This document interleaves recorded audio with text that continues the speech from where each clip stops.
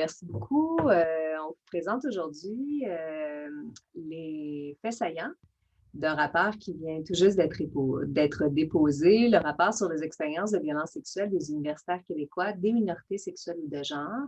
Et ce qu'on vous propose aujourd'hui, c'est vraiment de repenser, si on veut, la prévention dans le cadre des violences sexuelles subies par les étudiants des minorités sexuelles ou de genre selon leur vécu.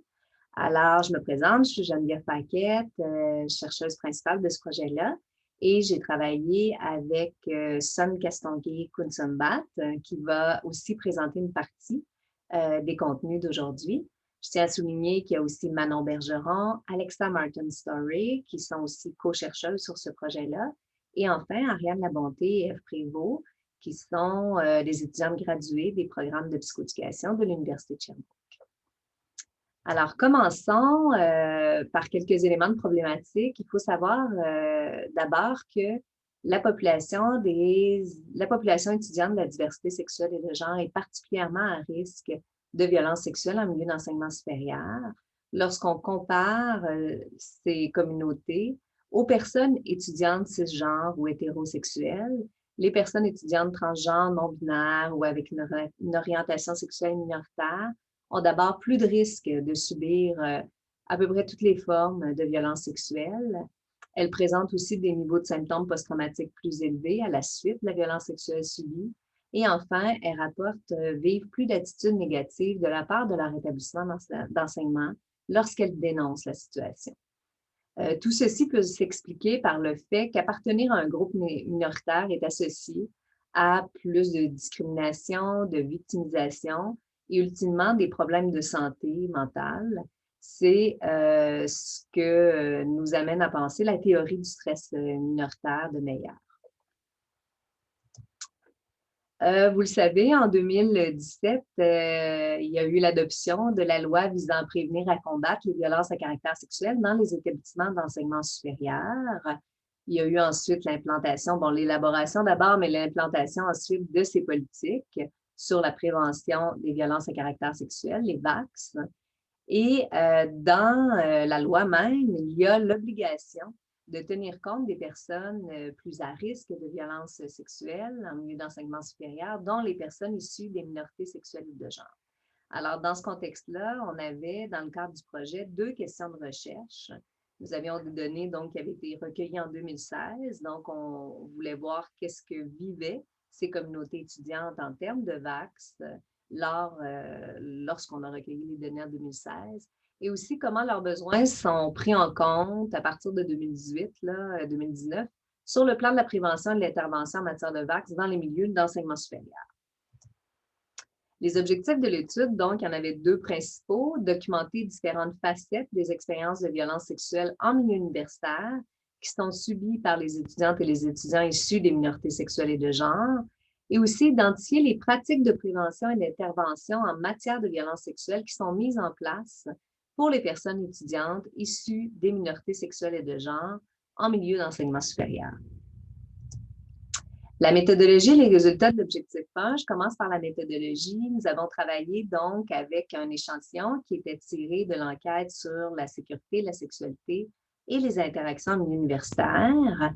Donc, on a sélectionné les personnes étudiantes qui avaient participé à SMU à l'hiver 2016, qui ont rapporté tout d'abord avoir subi la VSMU, qui ont rédigé un récit sur la VSMU subie parce qu'il y avait une question où on invitait les participants, les participantes à nous raconter le récit d'une ou de plusieurs des violences sexuelles subies qu'elles avaient rapportées dans le questionnaire. Et ensuite, elles devaient évidemment appartenir aux minorités sexuelles ou de genre. Ce sous-échantillon de personnes, donc, était composé de 223 personnes, majoritairement des femmes bisexuelles aux études de premier cycle. Et donc, pour l'objectif 1, qui était de documenter les différentes facettes de la violence sexuelle subie en milieu universitaire, on a procédé à une analyse qualitative thématique en équipe. Ce qui nous a conduit à identifier 5 thèmes principaux. Et ici, je vais vous présenter quelques illustrations à l'aide des récits pour mieux documenter, illustrer ces 5 thèmes-là, il faut d'abord dire qu'il y a moins du tiers des personnes qui mentionnent leur orientation sexuelle ou leur genre dans le récit de VSMU qu'elles ont déposé dans l'enquête SMU. Toutefois, aujourd'hui, pour mieux se concentrer sur leur vécu particulier, évidemment, les extraits qu'on a sélectionnés, on voit que les personnes y font référence à leur orientation ou à leur identité de genre. Alors, je vous présente d'abord le premier thème qui touche, si on veut, les types de violences sexuelles en milieu universitaire que les personnes LGBTQ+, qui étudient dans les universités du Québec subissent. Alors, une première personne nous dit, en tant qu'homme ouvertement gay, il m'arrive souvent que des commentaires soient faits à la blague sur mon orientation sexuelle, sur la manière dont je perçois les autres hommes et les femmes, etc. Certains de mes professeurs ont eu des propos déplacés, voire discriminatoires, mais surtout de manière à les faire passer à la blague, beaucoup comme les étudiants que je côtoie. L'autre personne nous dit, lorsque certaines personnes ont appris mon orientation sexuelle, j'ai eu des représailles sur les réseaux sociaux, des commentaires offensants, etc. Ces personnes en parlaient à d'autres et celles-ci me jugeaient du regard et m'évitaient.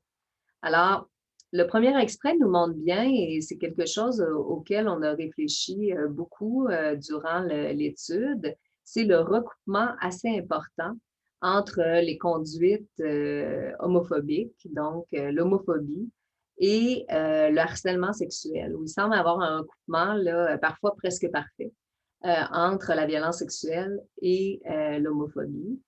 Dans le deuxième extrait, ce qu'on voit, c'est que le coming out des personnes issues de la diversité sexuelle et de genre peut amener de la violence sexuelle et ensuite des conduites discriminatoires, vexatoires à leur endroit. Le deuxième thème, on allait vraiment chercher dans les récits ce qui touchait une série de réalités et d'enjeux LGBTQ+, ici.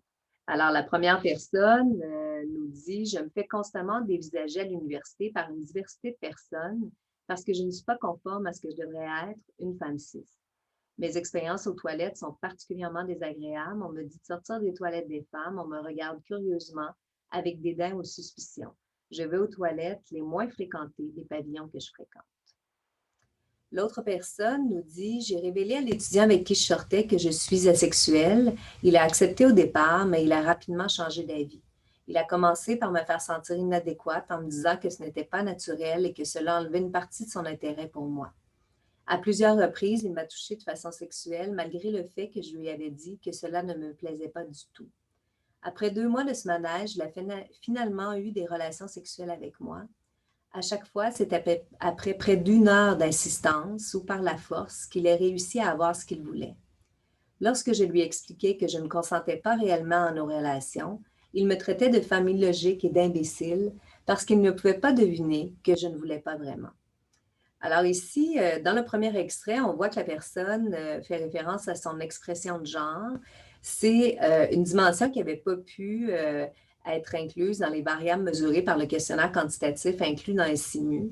Mais nous avons remarqué dans l'analyse qualitative que nous avons réalisée que plusieurs personnes nous parlent de leur manque de concordance avec les normes de genre et de ce que ça peut susciter comme violence sexuelle subie. Le deuxième extrait, c'est une personne asexuelle qui l'a déposé. Et il faut dire qu'ils sont peu nombreuses, les personnes asexuelles, dans l'échantillon de récits que nous avons étudiés. Toutefois, chaque fois qu'on a vu des récits de personnes asexuelles, elles racontaient des violences sexuelles subies de ce type-là, donc un vécu assez difficile. Le thème C portait sur les actions posées à la suite ou dans la foulée de la violence sexuelle subie par les personnes étudiantes de la diversité sexuelle et de genre. Et tout comme pour les personnes cisgenres ou hétérosexuelles, il y a une grande variété d'actions qui ont été posées. Alors, je vous en présente 3 à l'aide d'extraits. Le premier extrait, la personne nous dit « Suivant les conseils d'amis, j'ai contacté l'intervenante en relation d'aide de l'université pour la rencontrer. Elle a été très professionnelle et compréhensive. Toutefois, mon dossier ne contenait pas nécessairement assez de répétitions pour qu'une plainte en harcèlement réussisse. Même si elle ne m'a pas dissuadée, je ne voulais pas m'investir dans un processus qui risquait d'échouer. » Une autre personne nous dit « À quelques reprises, l'étudiant a tenté de m'embrasser, ce que j'ai toujours refusé. J'ai dû le repousser, il était très insistant. Je lui ai dit à plusieurs reprises que je n'étais pas intéressée, que c'était non. » Enfin, une dernière personne nous dit « J'étais figée, je n'ai rien dit. Personne n'a rien dit non plus pour essayer de me défendre. Cette blague déplacée est passée dans le beurre, comme on dit. » Alors, on voit ici qu'il y a, comme je vous disais, une variété de réactions, d'actions possibles, mais on voit bien là, que dans l'extrait sur la personne qui a dû repousser quelqu'un, c'est assez typique, même auprès de la diversité sexuelle et de genre, comme type d'agression sexuelle, de violence sexuelle. Et on voit aussi qu'une autre personne, dans le dernier extrait, a encore ici, une fois de plus, fait face à une blague qui était déplacée et que personne n'est intervenu. Un des thèmes qu'on a aussi documenté, c'est comment les personnes, dans leur récit, s'expliquent la situation. Alors, une première personne nous dit « On m'a demandé si le sexe était meilleur avec des femmes, si j'ai quitté mon chum parce que le sexe était mauvais ou si c'était parce que j'étais gay. On m'a demandé si, vu que j'aime les hommes et les femmes, cela veut dire que je suis ouverte à un threesome. Clairement, les gens sont curieux. Je ne me suis jamais sentie insultée par ces questions parce que les personnes qui me les ont posées ne le faisaient pas dans l'intention d'être méchantes. » Une autre personne nous dit « Je le constate aujourd'hui en vous le racontant car je crois que j'ai banalisé le geste, habitué que bien des hommes, gars, le fassent. » Une dernière personne nous dit « Étant une personne trans en transition, il arrive que des personnes soient curieuses. Bien que la très vaste majorité des personnes que je rencontre à l'université ne mentionnent absolument rien par respect, les quelques personnes qui me questionnent le font généralement en très grand respect, en me demandant mon autorisation pour en parler. » Ici, ce thème-là nous a amené à nous questionner beaucoup parce que c'est vraiment quelque chose qui ressort en trame de fond des récits des étudiants de la diversité sexuelle et de genre. C'est l'extrême compréhension dont elles font preuve par rapport aux autres personnes dans la violence sexuelle qu'elles subissent. Donc, elles se mettent à la place de l'autre, elles tentent de distinguer si elles ont des intentions méchantes ou non, et elles font preuve d'énormément de compréhension par rapport aux conduites qu'elles subissent, ce qui est quand même très questionnant considérant qu'elles vivent depuis longtemps, on le voit dans les études sur le plan développemental, de la discrimination, de la stigmatisation aussi. Le dernier thème que je vais aborder avec vous, c'était le terme des conséquences.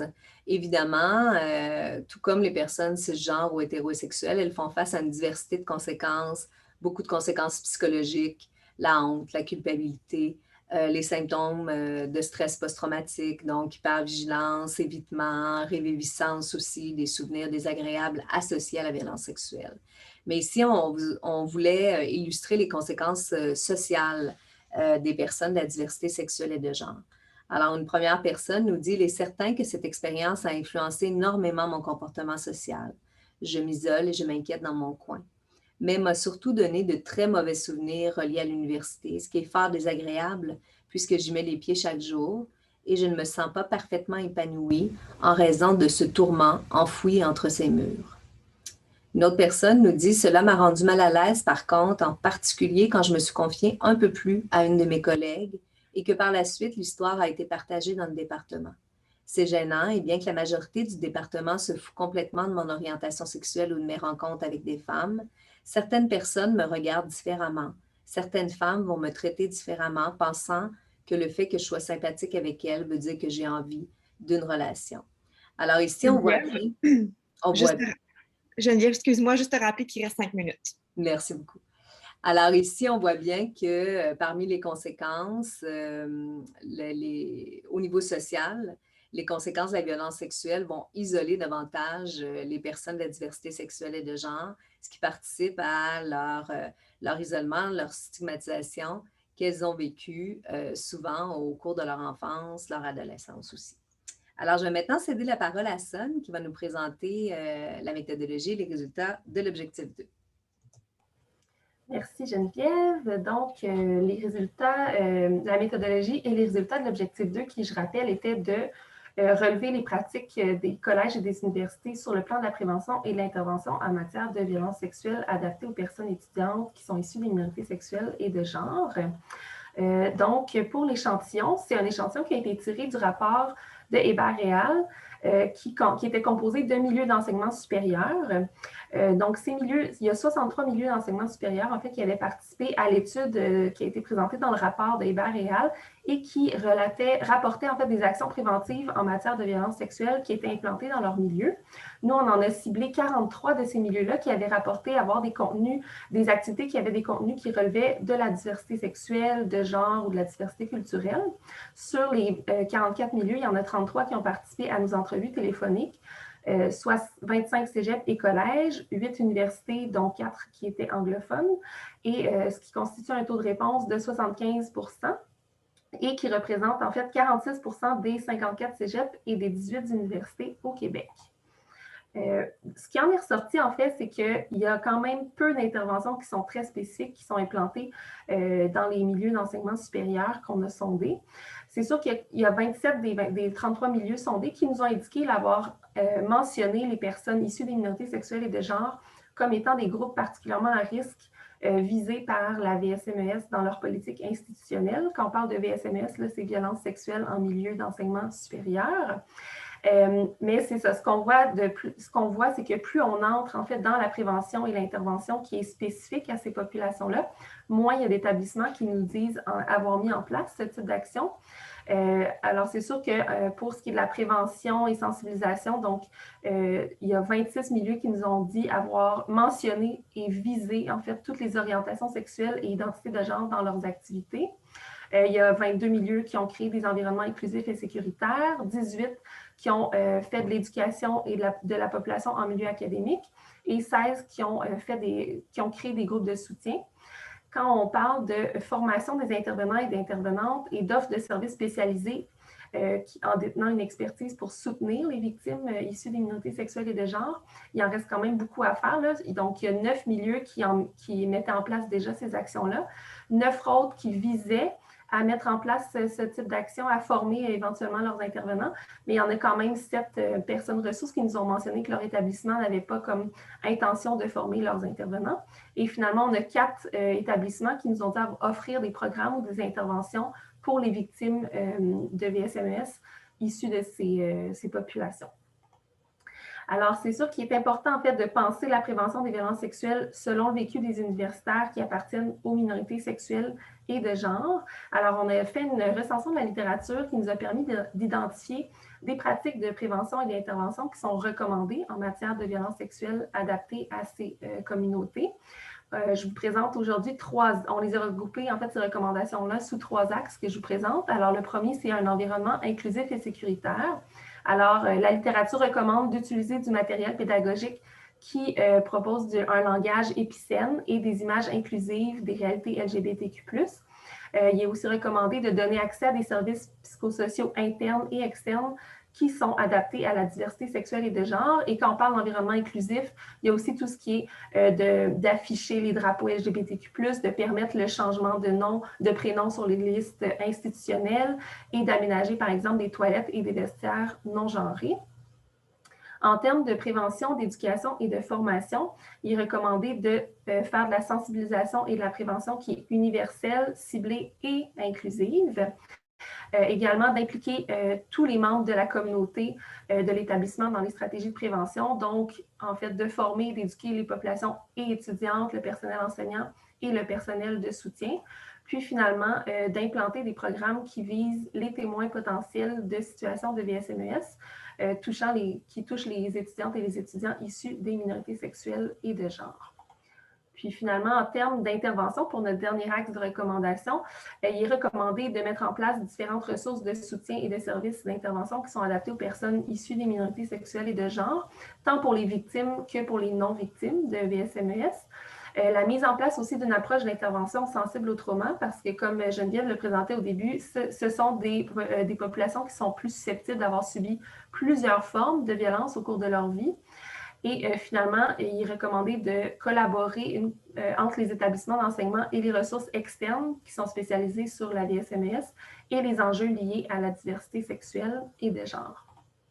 Puis finalement, notre recension de la littérature nous a permis de repérer un site web, Culture of Respect, qui regroupe différents programmes de prévention de la violence sexuelle. Et ça nous a permis de vous recommander 3 programmes adaptés là, aux minorités sexuelles et de genre. Alors, Know Your Power, Think Love et le programme Bonifier, Évaluer, Reconnaître, Agir, BERA, là, qui est en fait un programme adapté du programme Enhance Access and Knowledge Act de Charlene Sen. Alors, ces 3 programmes qu'on vous recommande parce qu'ils présentent à la fois une bonne adaptabilité aux personnes issues des minorités sexuelles et de genre. C'est des programmes qui abordent un grand nombre de contenus liés à la VSMS et c'est aussi des programmes qui présentent un niveau de preuve élevé. Ça veut dire qu'ils ont démontré minimalement là, leur efficacité dans le cadre d'au moins une étude expérimentale ou quasi-expérimentale avec groupe témoin, qui a été publiée bien sûr dans une revue révisée par les pairs. Puis finalement, la pratique d'intervention qu'on vous recommande, c'est la plateforme et qu'on a recensée. En fait, c'est la plateforme Alix. C'est vraiment la seule pratique d'intervention qu'on a recensée. C'est une plateforme virtuelle qui est pilotée par l'organisme Interligne et elle offre du soutien spécialisé et sécuritaire en ligne là, aux personnes issues des minorités sexuelles et de genre à la suite de toute forme de violence qui pourrait être subie. Et ça permet entre autres de faire des dénonciations de manière anonyme. Puis la plateforme offre aussi du soutien aux personnes qui interviennent auprès de ces populations-là. Elle offre des outils d'information, de sensibilisation, des pistes d'action et des ressources d'aide. Son, un petit... Ah, parfait. Je t'invite à conclure.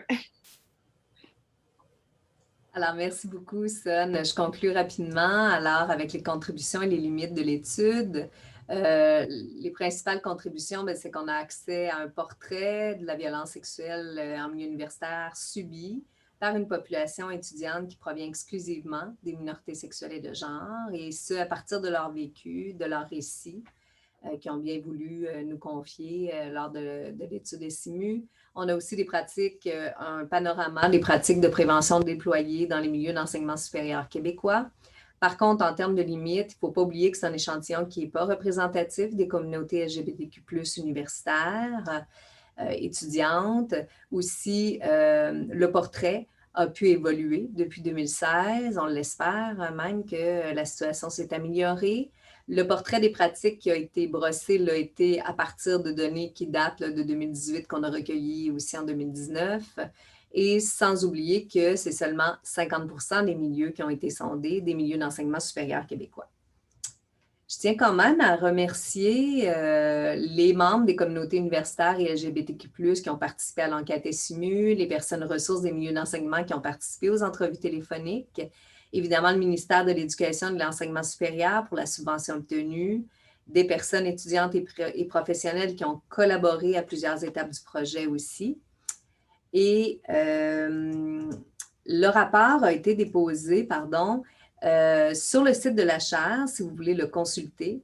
J'ai des copies papier aussi si certaines personnes étaient intéressées. Pour me joindre, vous avez mon adresse courriel. Je pourrais vous référer vers les personnes de l'équipe les mieux placées pour répondre à vos questions ou discuter avec vous.